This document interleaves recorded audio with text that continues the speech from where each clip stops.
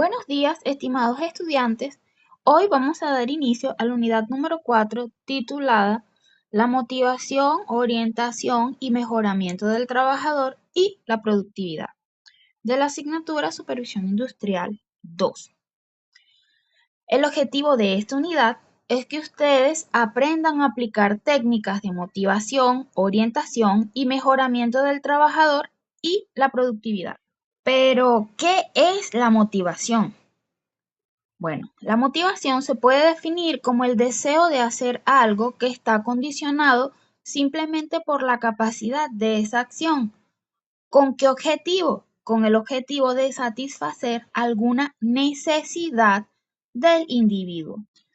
Pero, ¿qué es una necesidad entonces? Bueno, la necesidad es una deficiencia fisiológica o psicológica que hace que ciertos efectos parezcan atractivos. Entonces, aquí es donde entran en juego la necesidad y la motivación, ya que una necesidad que no es satisfecha provoca tensión. Esta inicia un impulso por satisfacer esa necesidad, como lo podemos ver en la lámina. Cuando mayor es esa tensión, más grande va a ser el impulso o el esfuerzo requerido para poder reducirla, ¿sí? Si los empleados trabajan duro en una actividad, se puede concluir que los impulsa el deseo de satisfacer una o más necesidades que ellos individualmente valoran, teniendo en cuenta que no todos tienen las mismas. Por lo tanto, es un error muy común que uno tiende a pensar que los demás son como nosotros. Es decir, que si llega un supervisor y es ambicioso, creen que los demás son tan ambiciosos como ellos, ¿sí? Hay otros que piensan no, realmente esa no es la palabra. Sería que le dan mucho valor a pasar tardes y tiempo con su familia, ¿verdad?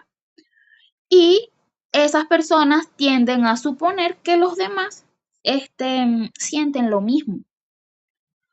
Entonces, allí entran en juego los factores que influyen en el desarrollo de la personalidad del individuo. El núcleo de esto es que nosotros podamos comprender que las diferencias son individuales, ¿sí? Y es un error muy común entre los supervisores que asumimos que los empleados comparten las mismas ambiciones o valores, como por ejemplo, venía diciendo, la motivación por el dinero o el tiempo familiar. Para nosotros poder motivar de manera eficaz, es indispensable que aceptemos que todas las personas son distintas. Por eso, este apartado se divide en dos partes y hay medidas específicas de la personalidad en las organizaciones. Aquí en la lámina tenemos 5, ¿verdad? Y estas son características psicológicas que nos ayudan a explicar y predecir el comportamiento y la motivación en los trabajadores. Por ejemplo, aquí abajo tenemos la primera, que es el locus de control. ¿Pero qué es eso, profe? Es el que define quién cree el individuo que tiene el control de su destino. Internamente, la persona que siente eso siente que puede controlar su propio destino. Y de manera externa, ¿verdad? Esas personas creen que sus vidas están dominadas por fuerzas externas.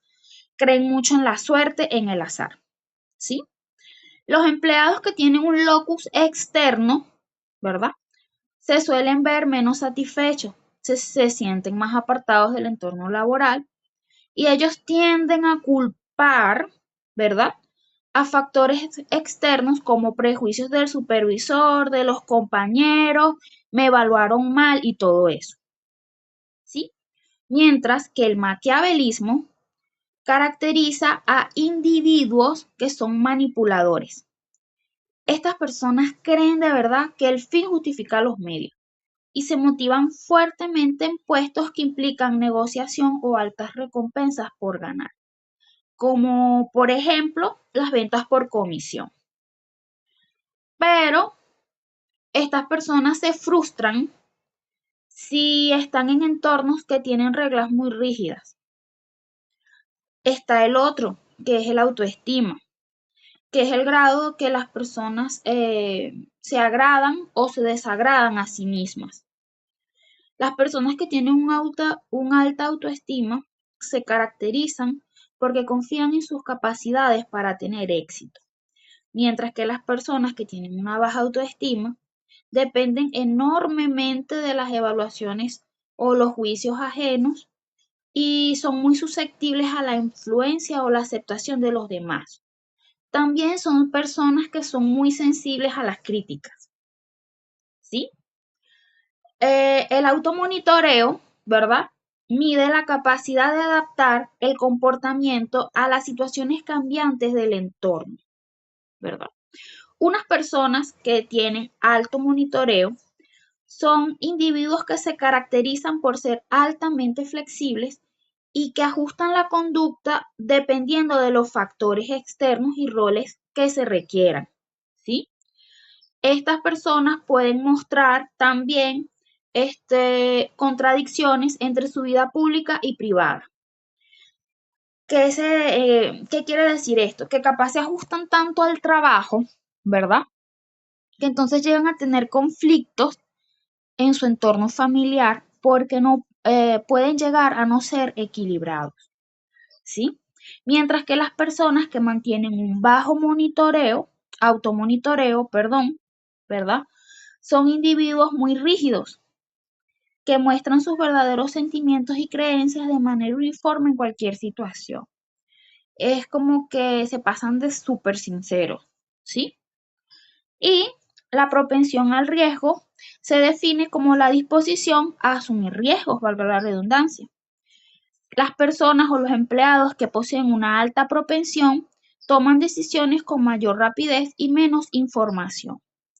Ellas se sienten cómodas en empleos de alto peligro o dinamismo. Por ejemplo, de profesiones así son los bomberos, policías, corredores de bolsa, entre otros. Luego venimos a la parte de los factores que influyen en el desarrollo de la personalidad de cada individuo. Nosotros tenemos que entender que la personalidad, ¿verdad? Se define como la combinación de los rasgos psicológicos que van a determinar cómo interactúa una persona con su entorno y con los demás. Ese desarrollo está moldeado por tres factores determinantes, ¿verdad? Que son los factores hereditarios o biológicos, los factores ambientales, que es el entorno, o los factores situacionales, ¿verdad? Los factores hereditarios van a definir el temperamento básico, por decirlo así, ¿sí? También las características físicas y los límites de capacidad innatos con los que nace cada persona, ¿sí? Los factores ambientales son aquellos como la cultura, las experiencias de vida, las normas sociales y los valores familiares que van a moldear la conducta y la actitud de cada persona hacia el trabajo como tal. Y los factores situacionales son aquellos que aunque la personalidad es relativamente estable, ¿verdad? El contexto o la situación específica en la que se vea sometido el individuo, por ejemplo, lo que llaman trabajar bajo mucha presión, puede hacer que el individuo se varíe o se adapte a ella. ¿Por qué es útil para usted como supervisor, verdad, entender esto? Porque el valor principal de comprender todos estos rasgos va a radicar en la selección y asignación adecuada del personal, ¿sí? Si usted ubica a un tipo de personalidad correcto en el puesto correcto, ¿verdad? Va a lograr que ese empleado esté más satisfecho y con un desempeño más alto en comparación a otro que no encaje. También nos va a permitir a nosotros como líderes, ¿sí? Entender y como predecir o anticipar, ¿sí? las distintas formas en las que los empleados, los colaboradores, los trabajadores van a recopilar información, tomar decisiones o asumir las responsabilidades de sus actos. Muy bien, entonces pasemos a la parte de la jerarquía de Maslow. Profe, ¿pero qué es eso? ¿A qué se refiere usted con eso? Bueno, Maslow, ¿verdad? Es un psicólogo humanista, ¿sí? Que en 1943, en su libro La motivación y la personalidad, introdujo el concepto de la jerarquía de las necesidades, ¿sí? Él definió o propuso que dentro de todo ser humano existe una jerarquía de 5 necesidades, ¿sí? Y las catalogó de esta manera: fisiológicas, de seguridad, sociales, de estima, de y de autorrealización, ¿sí? Y él estableció que a medida que cada una de esas necesidades se satisface en esencia, bueno, la siguiente necesidad se hace, como por decirlo de esta manera, la predominante. Sí. Maslow en su teoría estableció, como se puede ver en la imagen, como si fuera una escalera o una pirámide, ¿sí? Entre las necesidades fisiológicas tenemos el hambre, sed, abrigo, sexo y todas las necesidades que son de manera corporal, ¿sí? Mientras que en las necesidades de seguridad tenemos la seguridad como tal, física, ¿verdad? Y la protección del daño físico y emocional. En el escalón número 3 tenemos las necesidades sociales, que todo ser humano tiene, que se pueden encontrar entre ellas el afecto, el sentido de pertenencia a un grupo, la aceptación, la amistad, ¿sí? En el escalón número 4 tenemos las necesidades de estima. ¿Cuáles son esas necesidades? Los factores internos, como por ejemplo el respeto por uno mismo, la autonomía, el logro, y entre los factores externos tenemos el estatus, el reconocimiento, la atención, ¿sí? Que recibimos de los demás. Y las de autorrealización serían las últimas, que lo podemos definir como el impulso de llegar a ser lo que uno es capaz de ser, ¿sí? Esto incluye crecimiento, logro del potencial propio, la autosatisfacción, ¿verdad? Y todo esto. ¿Qué sucede con esta teoría? Desde la perspectiva de la motivación, esta teoría nos dice que aunque ninguna necesidad se llega a satisfacer por completo, una necesidad que está en esencia satisfecha o cumplida, por así decirlo, ya no motiva a la persona. Y bueno, se han realizado demasiados estudios a través de los años para probar la validez de esta teoría. En general, dichos estudios no la han podido apoyar por completo, pero tampoco la han podido dejar de lado. Entonces, no podemos decir que la estructura de las necesidades de cada persona o de cada individuo está organizada de acuerdo con las dimensiones que Maslow propuso, y que aunque ha existido desde hace muchos años y es muy conocida, tal vez no sea la mejor guía para motivar a los empleados, pero lo que sí es cierto es que explica en relación y nos hace entender muchas cosas acerca de la personalidad de las personas, ¿sí? Porque las necesidades insatisfechas, como ya hemos venido viendo, va a generar tensión y una tensión interna en cada individuo, ¿verdad? También nos da a entender, ¿verdad? Que las necesidades se van a organizar, y esto es muy importante, en una manera ascendente para cada persona. Si un trabajador se siente motivado por factores de un nivel que está bastante arriba en la escala, primero debe tener cubiertas las necesidades que están en el nivel inferior, ¿sí? Y usted como supervisor no puede motivar de una manera generalizada. Debe observar primero la conducta de cada persona para deducir qué nivel de necesidad tiene activo y ofrecer el estímulo adecuado en el momento correcto. Por lo tanto, siguiendo el mismo hilo argumental, podemos decir que o podemos utilizar la observación conductual como una herramienta de diagnóstico. ¿Para qué nos sirve esto? ¿Verdad? Si usted como supervisor o para que usted como supervisor pueda deducir o intuir qué necesidad tiene un colaborador o un trabajador activa en un momento determinado, usted debe desarrollar la observación activa. ¿Por qué? Porque simplemente las necesidades de cada individuo muchas veces no se verbalizan, ¿sí? Sino que éstas se van a manifestar a través de conductas, actitudes y variaciones tal vez en el rendimiento laboral, ¿sí? Aquí pasamos a las necesidades de seguridad, que podríamos decir estabilidad, claridad y orden.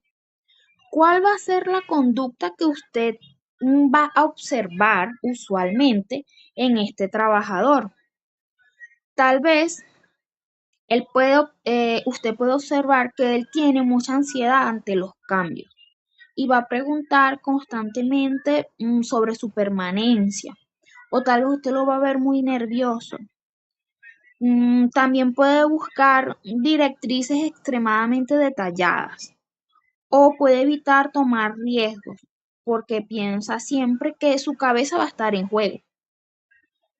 ¿Cuál sería el estímulo que usted le podría ofrecer, verdad? Como un supervisor. ¿O cuál sería el estímulo adecuado para esa conducta? Que usted le ofrezca una retroalimentación clara, reafirme su rol, ¿verdad? Y defina procesos de manera estructurada y garantice un entorno de trabajo seguro y predecible para él, ¿sí? Pasando ahora a las necesidades sociales o de afiliación, ¿verdad? Son aquellas que tienen que ver con el sentido de pertenencia, la aceptación y las relaciones, ¿sí? ¿Cuál va a ser la conducta observada? Tal vez usted puede ver un aislamiento, ¿verdad? En ese trabajador, una baja participación en los equipos de trabajo, o por el contrario, también está la otra vertiente, ¿verdad? Usted puede ver un esfuerzo excesivo por agradar y encajar con los demás. Y el rendimiento de esta persona usualmente va a bajar si hay conflictos o si existen conflictos en el grupo de trabajo. ¿Cuál sería el estímulo adecuado, verdad? Para ayudar a esta persona, ¿sí? O para motivarla. Usted puede fomentar actividades de integración, ¿sí? Dinámicas grupales. También puede asignarlo a proyectos colaborativos y validar su rol dentro del equipo como tal de trabajo y promover un clima de confianza. Pasando ahora por las necesidades de estima, ¿verdad? Que son las que tienen que ver con el reconocimiento, valoración, estatus, respeto, ¿verdad? El empleado que tenga esta necesidad activa va a buscar de manera constante atención.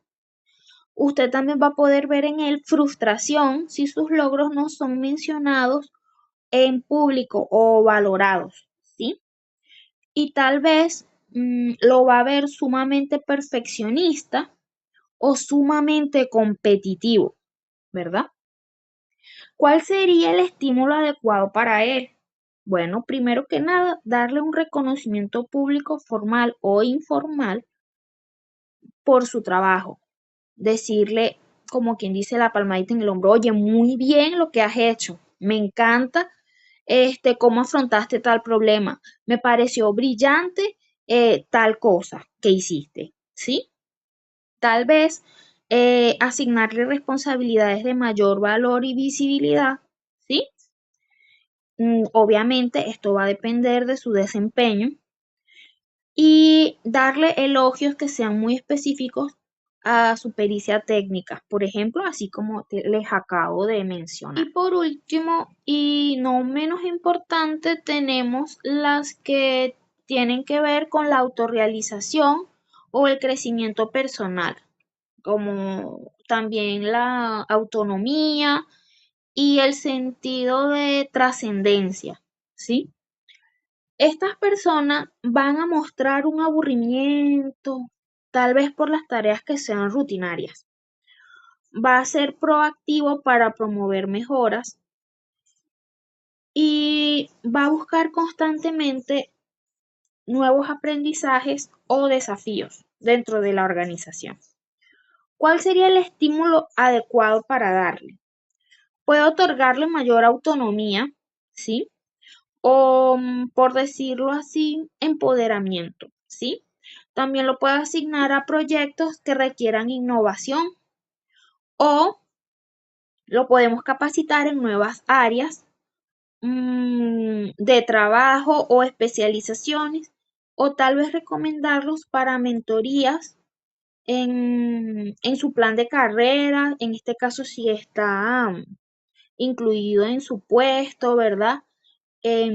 O a largo plazo, ¿verdad? Para entrar en la parte de los desafíos y competencias que usted debe desarrollar para ser un supervisor eficaz, ¿verdad?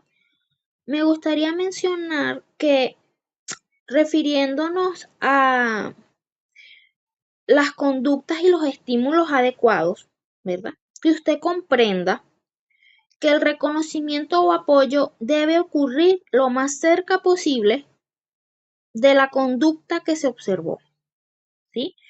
Porque no tiene sentido que usted espere la evaluación de desempeño anual para reconocer un logro sobresaliente de hace como 6 meses, ¿sí? Porque eso no va a tener el mismo impacto, ¿verdad? Y si usted ve que un trabajador está pasando por una crisis personal, ¿verdad?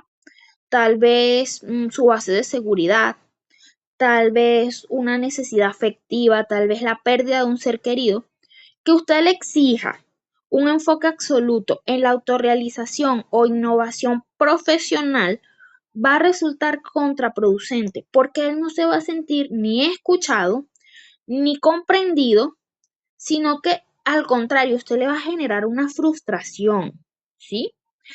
Entonces, por eso venimos a estos desafíos y competencias que usted tiene que desarrollar, ¿verdad?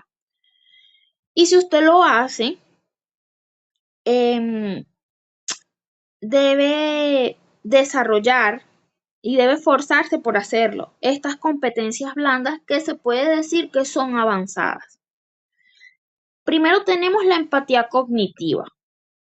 Esta es la capacidad de ponerse en el lugar del otro para poder comprender qué es lo que realmente valora en su situación actual o qué es lo que está sintiendo, por qué situación está atravesando, ¿sí?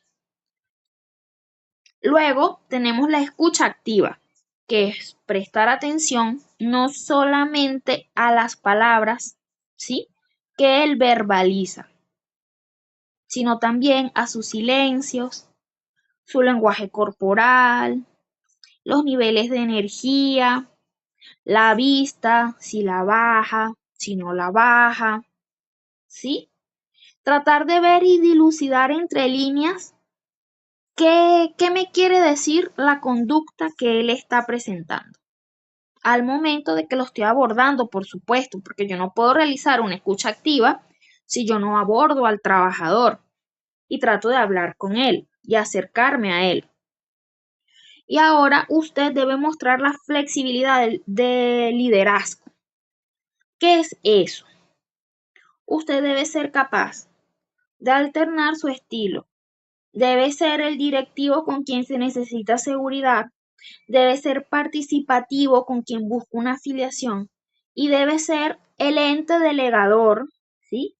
Con quien él busca autorrealización en caso de, ¿sí? Usted debe ser adaptable, flexible, ¿sí?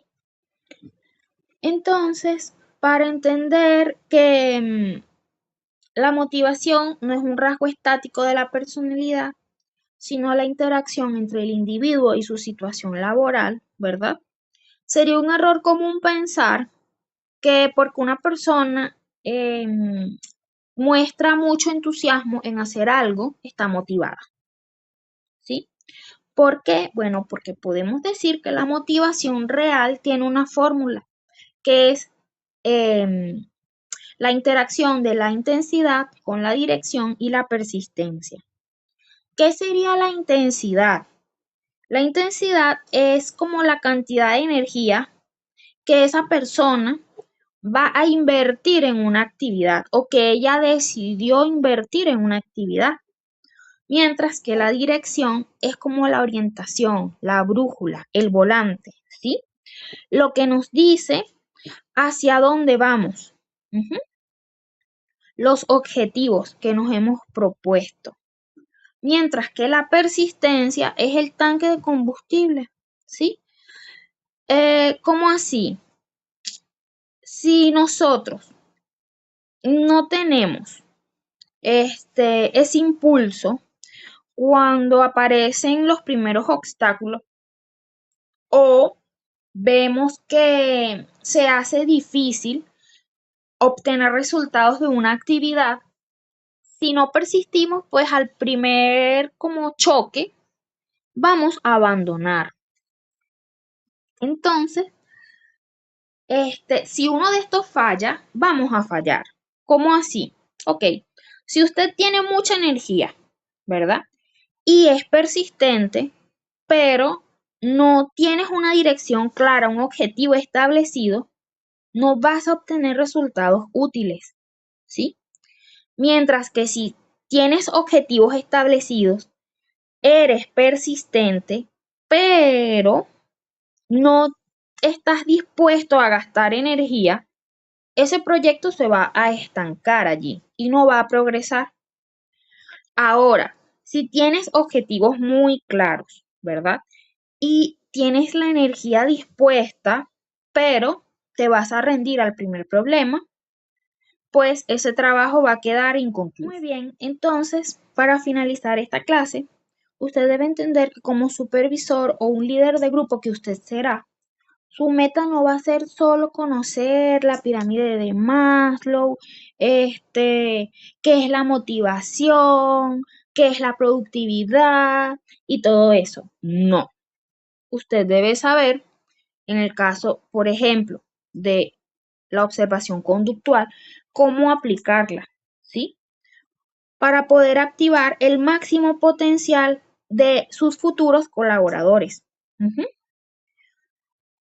Entonces, en la clase, esta fue toda la clase, yo les dejé en el aula virtual el contenido total de la unidad, donde se profundizan cada uno de estos puntos, ¿verdad? También tienen un ejemplo de aplicación y tienen una guía de referencia rápida para ustedes como supervisor que les va a ser de mucha ayuda para los casos que ustedes deben desarrollar en la evaluación número 4. Muchas gracias por su atención. Cualquier duda o inquietud, estamos al pendiente por el grupo de WhatsApp.